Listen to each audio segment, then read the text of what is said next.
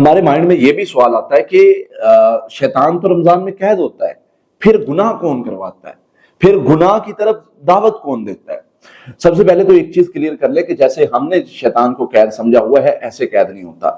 باقی جو احادیث کے الفاظ ہیں ان کو اس طریقے سے اس کا معنی مفہوم بھی سمجھا جائے کہ شیاطین جو سرکش ہوتے ہیں وہ قید ہوتے ہیں، وہ بڑے شیاطین قید ہوتے ہیں، لیکن چھوٹے چھوٹے جو شیطان کے چیلے اور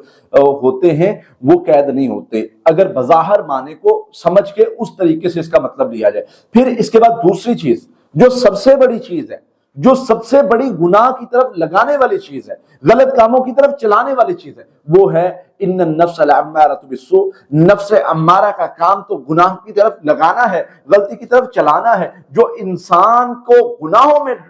کی طرف لے جاتا ہے اور لپیٹ دیتا ہے۔ تو گناہ سے بچنا، یہ گناہ کی طرف چلنا، یہ صرف شیطان نہیں کرتا، شیطان نہیں لگاتا، بلکہ انسان کا اپنا نفس ہے جو گناہ کو مزین کر کے دکھاتا ہے اور اس کی طرف اس کو دعوت دیتا ہے، اس کو لگاتا ہے، اس کو لے کے جاتا ہے گناہ کی طرف، اور انسان جو ہے وہ کمزور ہو کے اس کے پیچھے چل پڑتا ہے، اللہ کا ڈر ختم کر کے اس گناہ کے پیچھے لگ جاتا ہے۔ تو سارے چیزیں، سارے گناہ جو ہے وہ شیطان نہیں کرواتا۔ اس لیے نبی صلی اللہ علیہ وسلم نے ایک دعا سکھائی، وہ دعا اتنی خیر والی ہے، جو بندہ پڑھنی شروع کر دے اللہ تعالیٰ اس کو نفس کے شر سے محفوظ کر دیتے۔ اللہم الہمنی رشدی واعذنی من شر نفسی، یہ اسی لیے سکھائی تھی۔ اللہ میرے اوپر خیر فرما، الہام فرما، میرے اوپر فضل فرما، رحمتوں کا نزول فرما، میرے اوپر برکات کا نزول فرما، اور مجھے میرے نفس کے شر سے محفوظ فرما۔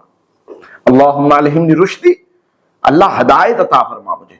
واعذنی من شر نفسی، اللہ مجھے پناہ دے، میں تیری پناہ میں آنا چاہتا ہوں اس نفس کے شر سے، کیونکہ یہ نفس ایسا ہے کہ یہ اس کا کام گناہ کی طرف لگانا ہے، یہ انسان کو گناہوں میں انوالو کر کے انسان کو بڑی گمراہی کی طرف لے جاتا ہے۔ لہٰذا سارے گناہ شیطان نہیں کرواتا، شیطان تو ایک وسوسہ ڈالتا ہے، باقی چیزیں تو ہمارے اندر کمیاں ہیں جو ہم کرتے ہیں، ہمارے اندر وہ کمی ہے کہ ہم شیطان کے وسوسے کے پیچھے لگ کے اس گمراہی میں جا گرتے ہیں۔ لہٰذا اس دعا کو جو بندہ 100 بار پڑھتا ہے وہ رشد و ہدایت بھی حاصل کر لیتا ہے، وہ خیر بھی حاصل کر لیتا ہے، وہ نفس کے شر سے بچ جاتا ہے۔ اس دعا میں بڑی خیر ہے، کوشش کریں کہ اس دعا کو 100 مرتبہ صبح شام پڑھیں، اللہ کی رحمت سے آپ بہت خیر اکٹھی کر لیں گے اور شر سے بچ جائیں گے۔